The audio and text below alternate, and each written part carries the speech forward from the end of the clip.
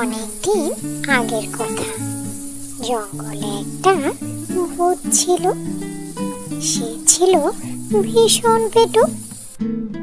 যখনই সে কোনো খাবারের গন্ধ পেত আশেপাশে, তখনই সে ছুটে চলে যেত সে খাবারের কাছে এবং সে কাউকে কিছু না জিজ্ঞেস করেই সেই খাবারটা খেয়ে নিত। একদিনের কথা, ভূতটা গ্রামে ঘুরে বেড়াচ্ছিল। হঠাৎ দেখতে পেল এক বাড়িতে অনেক মিষ্টি বানানো হচ্ছে।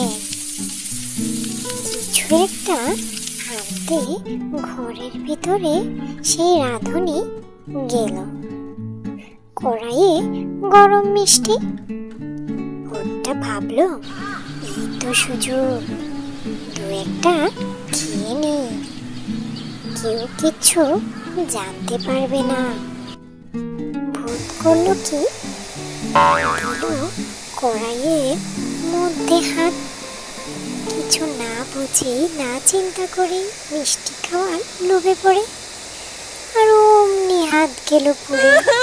আর সে দিল চিৎকার। সে চেঁচাচ্ছে তো চেঁচাচ্ছেই ভূত, ও বাবা গো, ও মা গো। তখনই রাঁধুনি চলে এলো আর সে চিৎকার করে গ্রামের লোকদেরকে জড়ো হয়ে ভূতকে তাড়িয়ে দিল গ্রাম থেকে। তারপর থেকে পেটুক ভূতটাকে আর গ্রামে দেখা যায় না। Subscribe my channel.